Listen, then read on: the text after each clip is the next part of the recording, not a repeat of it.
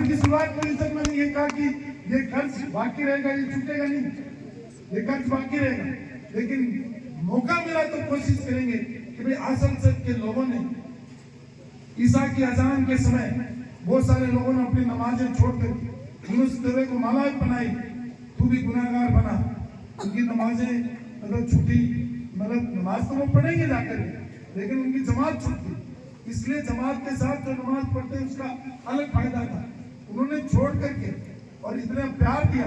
तो मैं कोई आपके कोई घर में थोड़ा ही पैदा हूँ, लेकिन सब जाति धर्म के लोग मुझे प्यार दे रहे हैं, तो मुझे भी ये चाहिए कि राजस्थान हमारा है।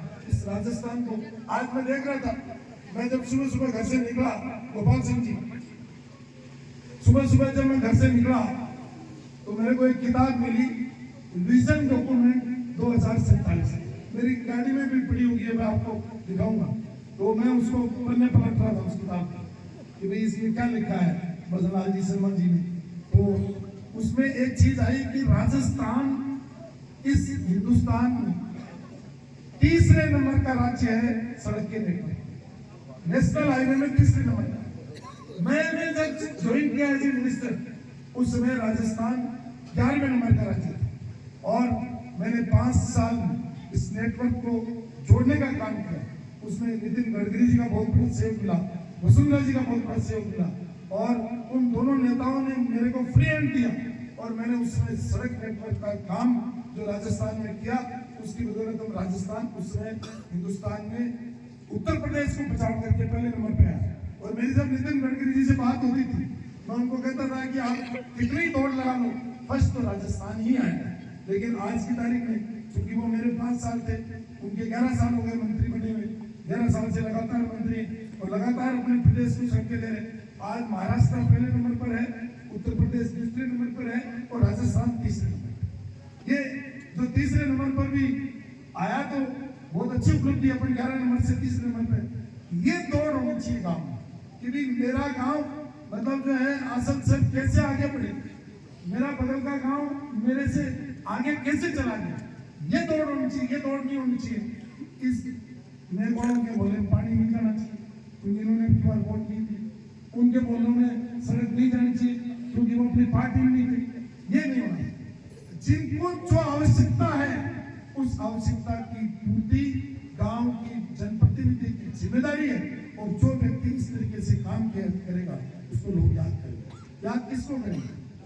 याद उसको नहीं करेंगे जिसने अटैक लगाई, याद उसको करेंगे मरने के बाद जो इंसान अच्छा काम करके गए और जिसने अच्छे कर्म किए उसी को लोग याद करेंगे। मैं हमेशा कहता हूँ कि तुम इस दुनिया में आए हो, कुछ ऐसा करके जाओ जिससे लोग तुम्हें याद करें, और लोग मरने के बाद ये कहें यार आदमी बहुत बढ़िया था और बहुत चौखा आदमी हो, देव वो आदमी मालूम मान और सम्मान में कोई।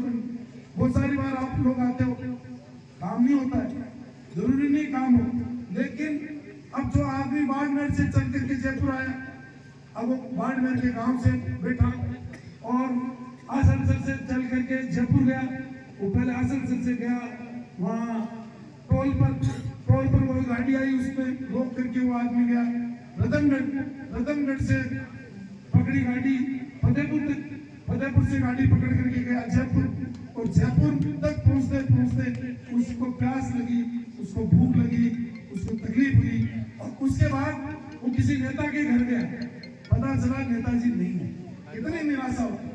और नेता के घर गया, उसका कोई मान सम्मान नहीं हुआ, उसके साथ 3 आदमी गए, तो उन्होंने देख लिया तो किस आदमी के पास लेकर के आया है। तो इसलिए मैं हमेशा कहता हूँ कि जो दूर से आदमी आता है उसको पानी पिला दो, उसको चाय पिला दो, और उसको बैठने के लिए कुर्सी दे दो। उसके बाद में उसका काम हो या नहीं हो, वो आपको काम की नहीं करेगा। उसको इतना मान सम्मान मिल गया तो उसका दिल भर गया, क्या मेरा इतनी इज्जत हो गई और मैं आज आया तो मुझे मान सम्मान मिला, चाहे मेरा काम